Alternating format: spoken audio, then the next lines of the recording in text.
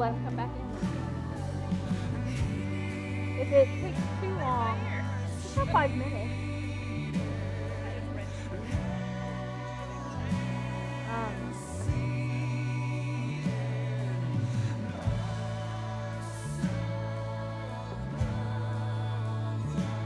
Oh yeah, and I guess he had a really bad fever, and the paramedics wanted to take him to this one specific hospital, and the guy said, "No, we're not taking him to that one." It was known as a butcher shop at the time. It was known as a butcher shop. Yeah, it was a bad hospital, and so Pop looked at Frank and said, "I literally pulled a gun, aimed it at the paramedic, and said, 'No, you're taking my son.'"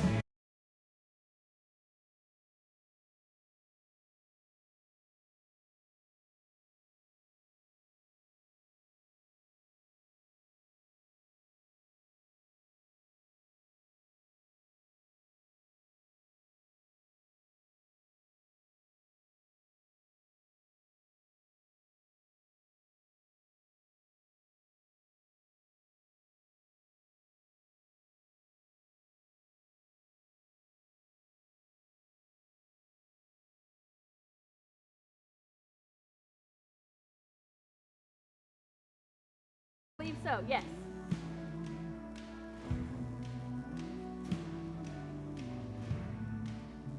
Yeah. If it's muted up there. Oh, I don't know now. I say leave it unmuted, because if that's muted, it might mute the whole thing. Yeah. Oh, he's coming back.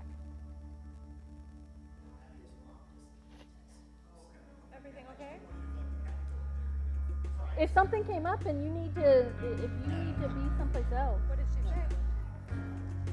So this is okay, so he had 2 apps. They think he had 2 apps. There is a heavenly city They follow up. He has that I'm compelled to find. chest X-ray. Though I love the flowers and trees and the smell of the grinding sea and all the beautiful things here in life. And I'm a pilgrim here on the side of the great divide. I'm a pilgrim here, but I'll walk with you for a while.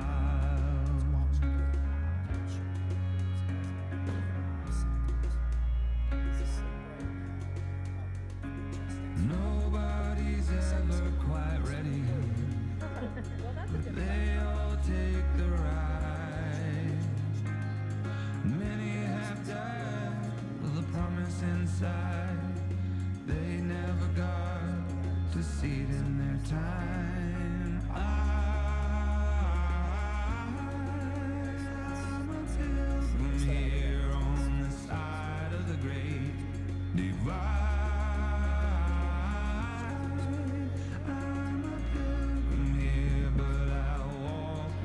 So it sounds promising. Walk with you for a while. I'll love you here for a while. I'll hold you for a while. I'll love you. I'll love you here for a while. I'll love you here for a while. I'll love you here for a while.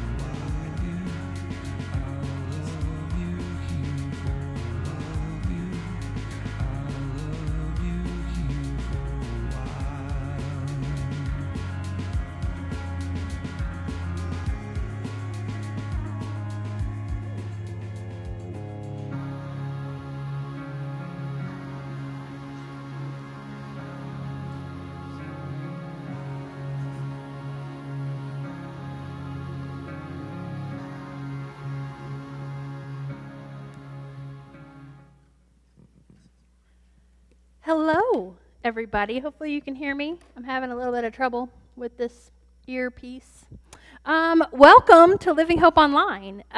We are glad to have you here. If you have not been with us before, let me tell you a little bit about what it looks like. We hang out here. We have great conversations. We mess with the microphones on our ears that won't stay. She'll turn you up. We're good. Okay, there we go. And we just have a really great conversation. And the big key to all of this is, though, we want to hear from you as well. So we want to hear from you on the chat. So we've got already, Justin is online. We are excited to have him moderating the conversation electronically. But we want to also see things up here that you're saying. We want to welcome you. We want to hear from you on the questions that I'm going to ask. We'd like your input. The whole point of this is to have a conversation not just up here, but throughout the whole community. So we, again, want to welcome you to Living Hope Online, and hopefully you'll enjoy this chat. And there's people all around in here. We're excited to see new faces hanging out with us. Rick is in the back. I'm calling him out. Yeah, he calls me tree hugger, and he's doing that right now from a distance. But we are glad to have you here, whether you're here in the building with us or online chatting with us. We are excited to have you here. Now, first of all, let's go around the room here and introduce ourselves. We'll start with you. Good evening, everyone. I'm Patrick. Hi, everybody. I'm Susan. And we are from Living Hope, and we are excited to have hopefully they're excited to have this conversation. They don't know what we're really going to talk about, so they're just in it for the long ride. What I do want to say is,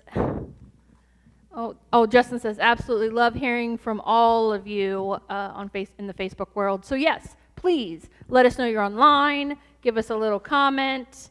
Let us know you're here, so that we can interact with you. If you don't want your name called out online, you might want to tell me that, but I might miss that. Well, wait a minute now. What?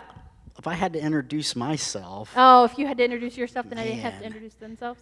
That's probably a fair point. I should have an alias. Grinch, isn't that your alias? You call yourself the Grinch every There we year. go. And we're coming up on Yes. Christmas time, so that's perfect. Bah humbug. Bah It is humbug. December now. I'm going to get I got a little bah humbug myself today, which we might end up talking about a little bit tonight. But not last week, 2 weeks ago, because we're on every 2 week schedule now. And last time was our first one back for this new season. 2 weeks ago, we talked about the heaviness of the times. We talked about what it feels like when all the things just are happening all at once. This long suffering thing of COVID coming up on the holidays, and how heavy things can be. And it's not even just COVID. It's just sometimes everything in life seems to just be heavy. We had a lot of people sharing online about the things in their life that's heavy. If you weren't here with us last week or 2 weeks ago and you want to share that with us this week, that's exciting. Go ahead and do so. We want to hear from you. Even bad news, good news, we don't care. This is a safe space. So we want to hear from all of you. The heaviness that we talked about last week led to part of the conversation that led to time, and how time is weird. I'm hoping to do a lot more study on this, that the time of God is different than the time that we live in, and how it all looks different. And that's all, a lot of science that I'm hopefully going to get into eventually with my own personal study. But I want to talk right tonight about what time looks like for us right now. Now, I had mentioned that a friend of mine sent me a text at the beginning of November that said, "Can you believe in 5 minutes it's going to be December?" And now today, December 1st, and that text felt like it was 5 minutes ago. So totally true that time is just weird right now. And so I want to start out with a conversation. We just had Thanksgiving, and that's exciting. I was hoping for a very simple, non-traditional Thanksgiving. That was the hope. I had my parents all talked into it. Let's not make a big meal. Let's let's just have breakfast, watch the parade because your son was in the parade. Yay! And I wanted to see that. And then we'll just watch movies all day and just eat junk food and just hang out and be chill. I wanted a chill day. Didn't happen, but most of it did. We ended up doing some running around that I was hoping not to do, but it was still a pretty simple day, pretty fun day. I just feel like sometimes the simplicities of life, were they ever real? So what was your Thanksgiving like? Share with us online what your Thanksgiving was like. Was it simple? Was it complicated? Was it traditional or not? I am excited to hear Susan because tell them where you were. I was in New York City, so like Carrie mentioned, my son marched in the Macy's Thanksgiving Day Parade, and so our Thanksgiving was very much unlike any other that we have ever done. I would never have chosen to go to New York City with 2 million of my closest friends, but we were there. I was not a chaperone, so I got to sleep in a little bit. I think the kids were up at 2:30 or 3. They had like a 4 a.m. rehearsal or something because Macy's does all this staging, and they do one run through at the Star at Herald Square first, but the actual parade starts at 9, and I think people were out there finding spots on the street about 5 a.m. Wow. And just sitting there. But you know what?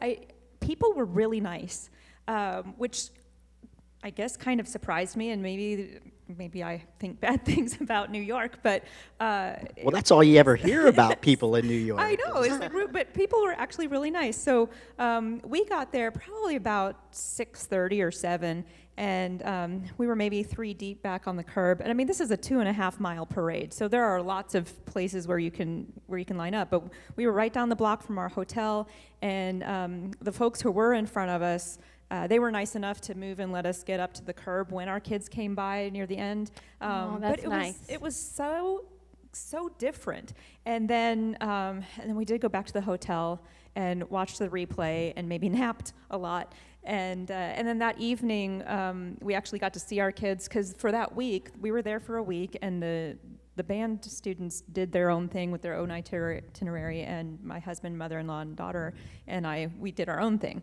So we didn't really see Sean that much, but we did get to see him Thanksgiving evening, and there was this dinner buffet. There was a little bit of turkey. I had a little bit of turkey, and I think I had some pumpkin pie, but it was very different than any Thanksgiving dinner that we've had in the past with lots of family and all your favorite meals and lots of cooking and lots of dishes.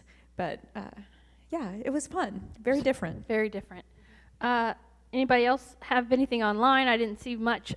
Justin's online talking about how cool it was and exciting that you got to be in New York for all of that time. I watched it online or on TV because I knew he was there, and I'm like, okay, look, can I see him? I couldn't see him on the TV, but I knew he was there, and I was excited about that. So, did you have any Thanksgiving plans or just chill?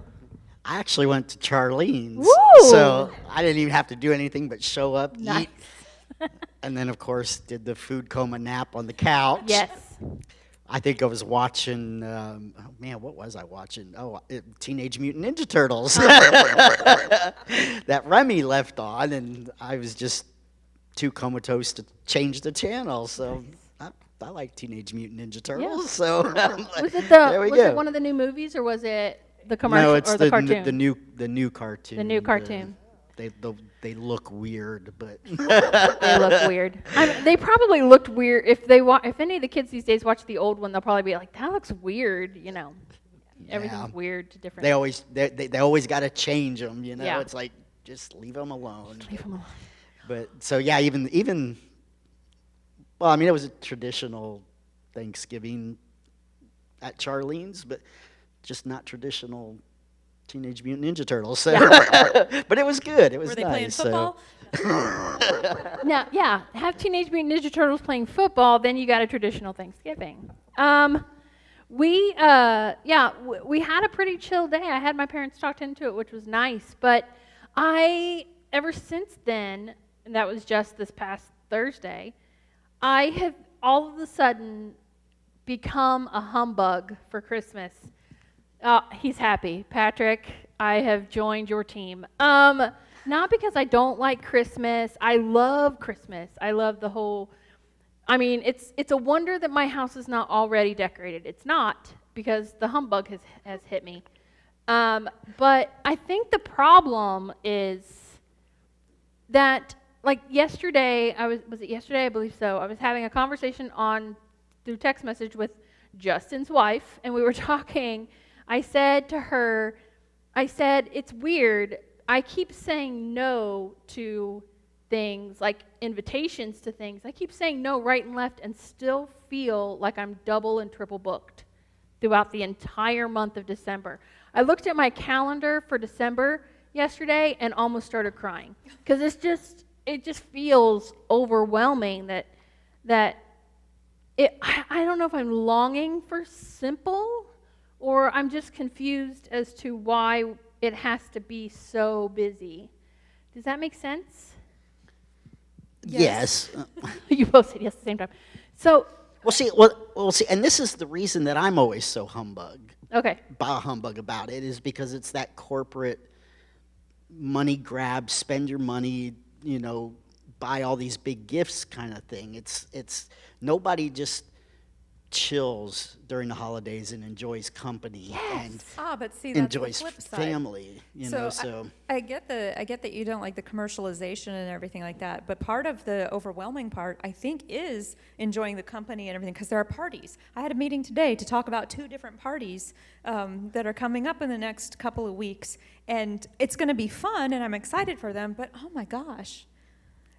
There's just one right after another, and then we have this event or this event, and it's the end of the semester, so the kids have concerts and different things like that, and you've got all of this, and you have to get to the post office so you can get some of the gifts shipped and everything, and like you said, it was November 1st, and we blinked, and it's December 1st. I mean, pretty soon it's going to be almost Christmas. Yeah, see, now, if Christmas was more like, let's sit around the table with a cup of hot chocolate and some cookies and just talk, that to me would be like the perfect Christmas. Well, it can be that way. You have to Oh, make it yeah, that way. yeah. You have to make it But that it's- way, yeah. But in most homes, it isn't, so. It's just. And there's other reasons that obviously I can't get into here, because Right. people may have young kids at home Yeah. watching, so. But Yeah, I just, and my biggest, I don't know if this is a help or a hurt, but I love Christmas movies, especially the old ones, and I have this nostalgia, I think, for Christmas and this whole season of November and December and what it should look like based on that, which for the most part, most of those classic Christmas movies project this awe-inspiring spirit of just being with your loved ones. And White Christmas with Bing Crosby, that whole song was popular because at the time World War II was going on, and all of the people were overseas and they were missing their loved ones, and there was just this draw to be with people, but it seemed simpler.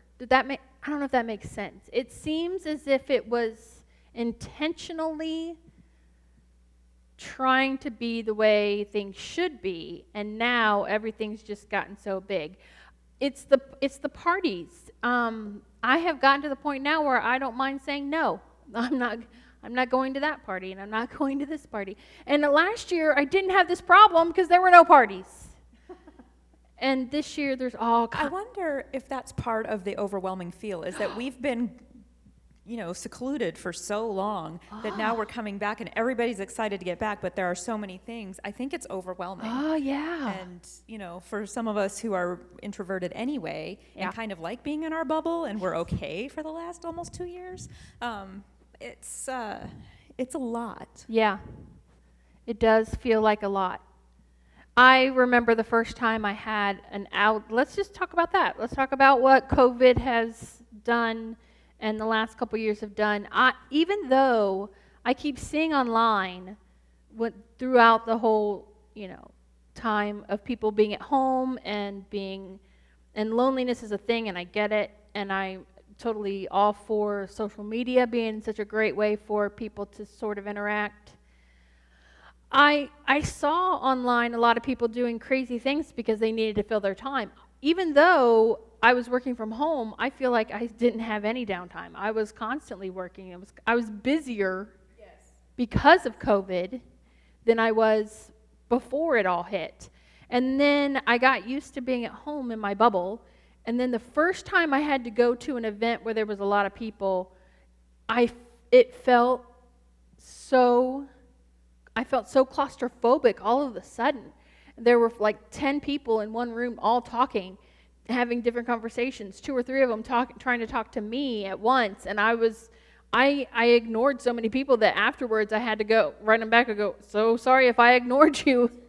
Yeah, no, this was a meeting to talk about renewing my minister's license the year before. This year I got ordained, but a year ago I had to renew my license, and it was the first time I'd been in a room full of ministers like that before, and it was just all in my face, and I'm like, I don't know who to talk to.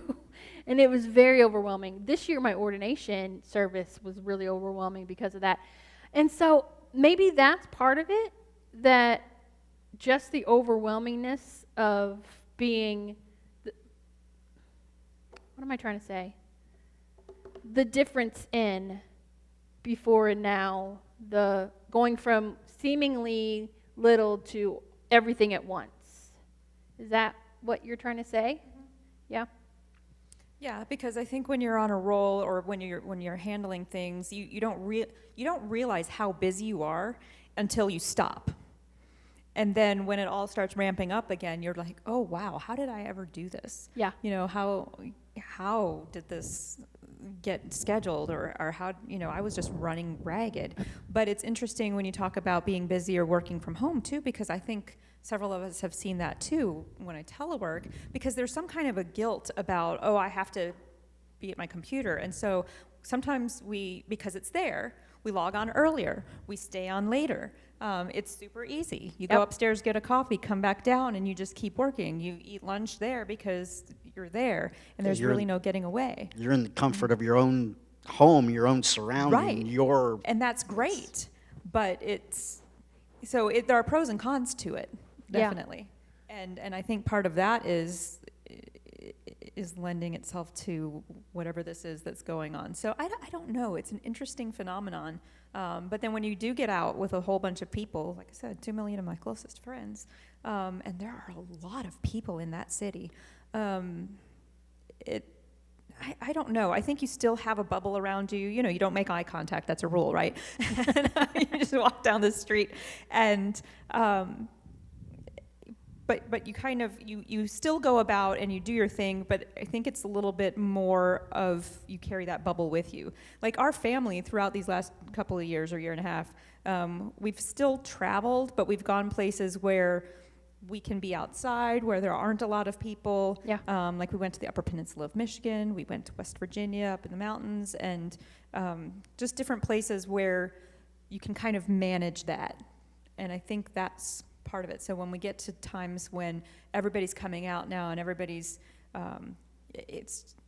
overwhelming is the only word I can think of for it. Yeah, overwhelming. That has been a big word for me this past week. Justin says, I agree, Susan. I bet this year does feel like more because of COVID, more overwhelming because of that. And then he said, I agree, not even how did I do this, but why did I do this? Yes. How did I do this before? Why did I even do it this way before? And I think, I don't know, have you seen any different? Anybody online seen any different and how maybe you're interacting with the world because of drastic changes like this? Oh, most definitely. It's like I worry a lot, just going out. I mean, like, you don't know how people are going to react now. It's like I'm an anti-masker. I mean, I'm not afraid to say it. So, I'll go to Walmart, whatever, not wear a mask, and it's like you're always worried that somebody's going to say something to you. And you can even be a masker and be afraid somebody's going to say something to you. It's I think that for me has been the biggest thing. It's like oh man, who's going to be the first person who's going to come up and Yeah. get Get in your face. confrontational. Yeah. Yes. So it's, And when did that start to happen? I don't know if it's just that history is subjective, to whoever's writing the story, but I've been reading and listening to a lot of history lately, and in times like when the Great Depression happened, we were talking about that before we got on here, and I've been reading and listening and watching a lot of stuff about it. It felt like we were all in the same boat. It felt like the world, and well, the United States anyway, everybody was in the same boat. And so everybody just, I don't want to say everybody got along, but there was a lot more respect for other people. And somehow there's been a shift, and I think it started before COVID, but COVID just shined a light on it a little bit more. And I don't know when that switch happened, unless history just isn't showing that it was like that during those times too. I don't know. Well, I think people are people. I think there were respectful and disrespectful people 100 years ago, and I think there are respectful and disrespectful people right now. What you see most of is oftentimes the vocal, occasionally minority. It doesn't have to be the majority of people. I tend to try to think of the majority of the population as being kind and respectful, and you have that vocal minority who are just ugly and will look for confrontation opportunities. And whether you believe in wearing a mask or not wearing a mask or whatever, it's really not my place to judge, because I don't know if you have a medical condition that precludes you from wearing it. I don't know what your beliefs are necessarily. It's not my place to judge. It's my place to control what I can control. And like you said, Carrie, the respect has just gone out the window, because we're judge and jury for so many things. And we are placing judgment on people without even knowing their story, without talking to them, because communication has come way, way down. And it's important once upon a time, so this is, and I can't believe I'm talking about politics, but like for elections, you used to put a sign in your yard to say, and that would spark a conversation. So you could have a healthy debate or something with people that didn't maybe think the same way you did. And now if you have something that shows that you think differently than somebody else, they're not even interested in talking to you. They want to unfriend you. They want to block you. They want to call your names, and they want to assume that they know what you think. And they want to label you and put you in a box. And it's like, okay, I may believe this, but I may also believe that. And how can you put me in one box when those are not two of the same things at all? Right. So we've lost that art of simple communication, polite conversation, healthy debate, and trying to understand people. We're so busy trying to judge people that we're not interested in finding out, well, why do you think that way? I love hearing from other people about why they think the way they do, because if everybody thought like I did, that would be scary anyway, but but I'm not right all the time. And so it's good to have diverse viewpoints. It's good to have different experiences, and we all do. We've all grown up different places, different socioeconomic backgrounds, learning different languages, just a whole bunch of different cultures. And just because somebody's different from you or believes something different from you, it doesn't mean that they're wrong. And I think we've gotten to that place. And I don't know what the turning point necessarily was, but I have seen people who are very vocal, or people who are who have a large platform, they are setting a poor example. It's making it a wider chasm between different sides. It becomes sides instead of one community with multiple perspectives. It becomes sides. Yes, yeah, I like it. Let me be me, you be you. I'll respect your opinions, you respect mine, because that's what they are. They're opinions. It's Right. my opinion. Doesn't mean it's right, but it's my opinion.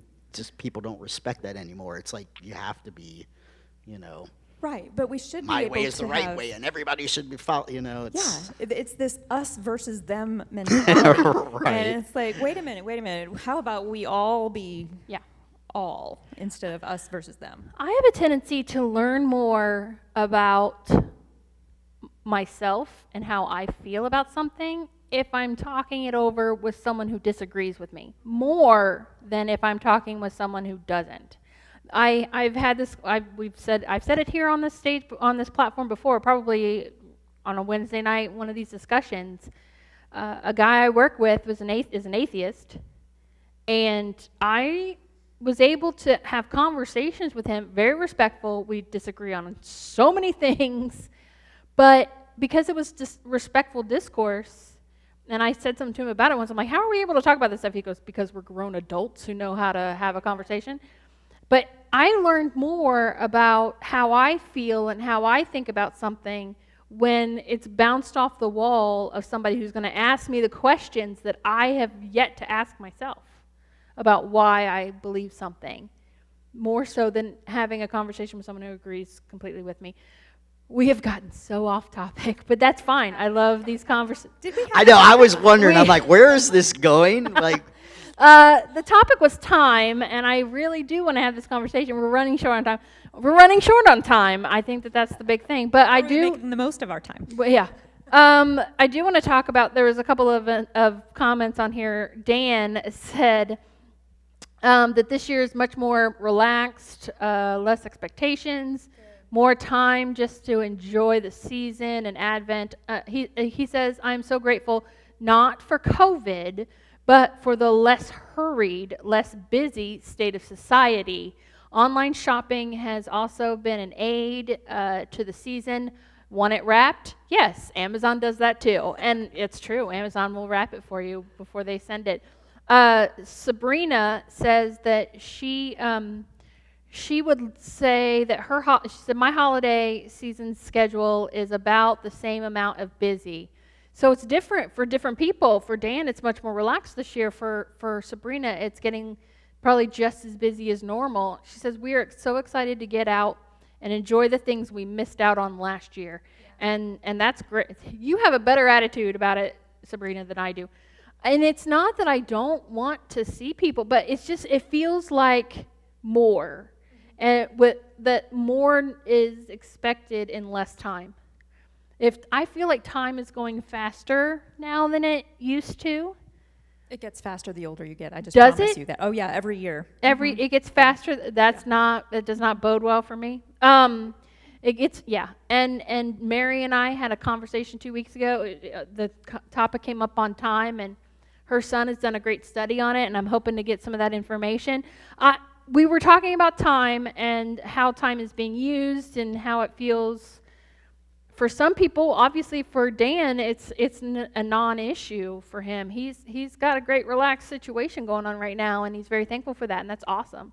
For Sabrina, she's excited to get to the busy of the holiday season. For me, it feels a little less than that, and I hope I'm not alone in that. Maybe I am, but I read today some scripture about time, and it says, in Psalms 31:15, my times are in your hands. Deliver me from the hands of my enemies. In this case, the enemy is me. From my enemies, from those who pursue me.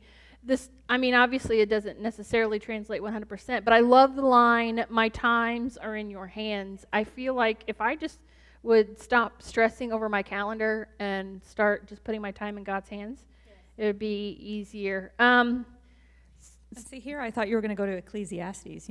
I could have. Everything there is a purpose. For everything, time. yeah. I almost did. For everything. A time for everything, but I almost did. Psalms 90:12 says, teach me to number my days, that we may gain a heart of wisdom. I'm hoping to gain some wisdom out of all of this. I really am. I saw another scripture earlier today, and now I can't find it. But it talked about how, completely lost it.